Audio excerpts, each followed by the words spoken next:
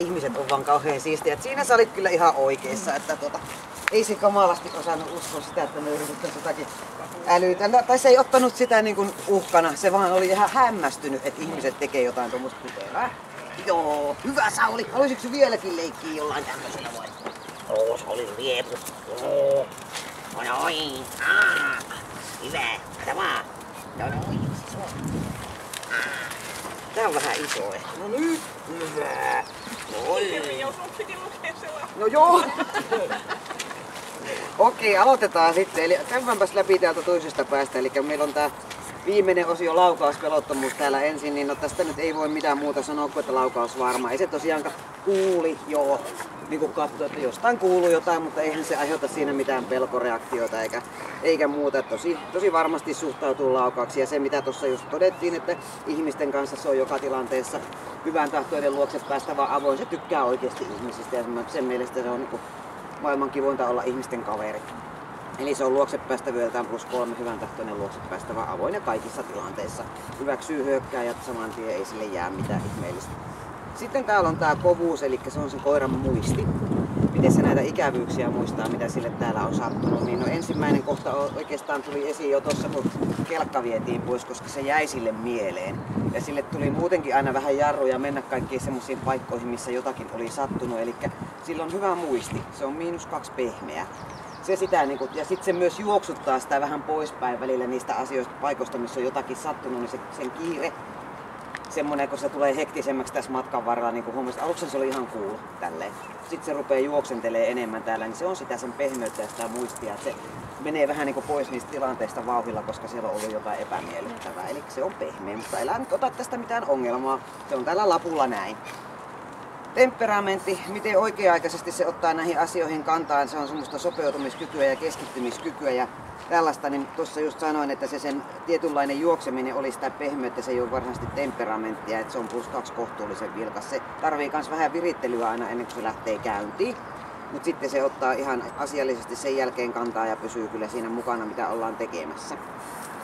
Hermorakenne tarkoittaa sen kuormittumista tässä testin aikana, miten se paineistuu. Tässähän on tarkoitus paineistaa ja katsotaan nimenomaan, että kestääkö ne hermot sitä, että tulee tämmönen testi, jossa koko aika sitä kuormitusta lisätään. Se on +1 hieman rauhaton. Kyllähän sille vähän tuli hilsettä ja on semmoista niin kuin näkee, että käy niin kuin hermoille tämä homma, mutta ei mitenkään liikaa. Eihän me jouduta sille antaa mitään ylimääräisiä palautusaikoja täällä osioiden välillä sen takia, että se olisi niin kuormittunut, että ei voida jatkaa. Eli se on +1 hieman rauhaton.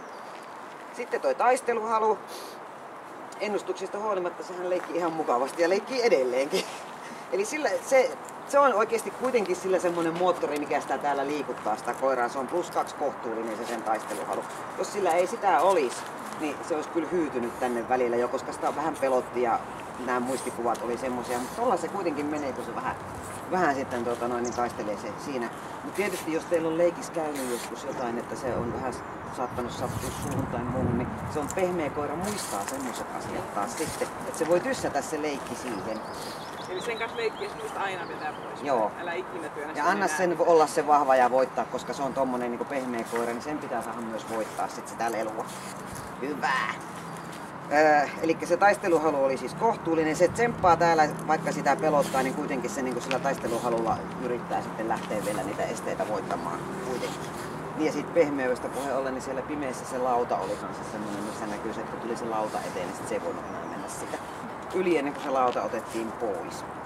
Puolustushalu. Nyt on meidän erikoiskoit, kun te kävelette tuonne yhdessä ja sitten katsotaan, miten se sinua puolustaa. No, se ei oikeasti kuvittele, että ihmiset mitään pahaa tekisi, mutta voi sille sanoa, että sillä pieni halu oli tehdä jotakin, koska se ei poistunut paikalta. Et se pysyy siinä ja ihmetteli, että miten. Ja sen ratkaisu vaan on sit se, että ollaan ystävällisiä. Että on sillä ajatus, että jotakin kuuluisi tehdä, mutta ei voi sanoa, että se on haluton tekemään siinä mitään. Niin se on +1 pieni. Sitten toi terävyys, samaa sarjaa, se tuijottaa vähän totisempana siinä, että mitä toi hyökkääjä tekee, mutta missään vaiheessa se ei niinku rupee murisemaankaan eikä mitään ääntä kuulu sieltä. Eli se vaan seuraa tilannetta vähän huolestuneempana aina, että voi ei, nyt se vaan tulee, mutta ei se poistu paikalta. Eli se on terävyydeltään +1 pieni ja ilman jäljelle jäävää hyökkäyshalua näissä molemmissa hyökkäystilanteissa palautuu hyvin ja antaa koskea itseänsä. Sitten tää toimintakyky, eli se sen omatoiminen rohkeus toimia täällä sillä järkevällä reippaalla tavalla. Erikoiskokeet on tuo meidän kelkka- ja pimeä huone tuolla, niin se tarvii kummallakin aika paljon apua ja ylipäänsäkin niin se tarvii sen verran tukea ja turvaa täällä, että sen oma toimintakyky on pieni -1. Mutta on sillä kuitenkin sitä, että se taisteluhalu ja pieni toimintakyky, että sitten se rakastaa ihmisiä, niin niillähän se täällä niin kulkee sitten. Niin tästä tulee kaiken kaikkiaan pluspisteitä 132 ja nipistetään siitä pehmeydestä ja tuosta toimintakyvystä 31 pistettä, niin teille jää 101 pistettä. Mutta siis taas muistat, että sehän on seurakoira, eikä nämä pisteet ole niinku mikään. Kiitos, kun tää lomaakin on tehty työkoiratestit alkaen, niin hirveän isot pisteet on aina sitten niinku eduksille sotakoira rintintinille.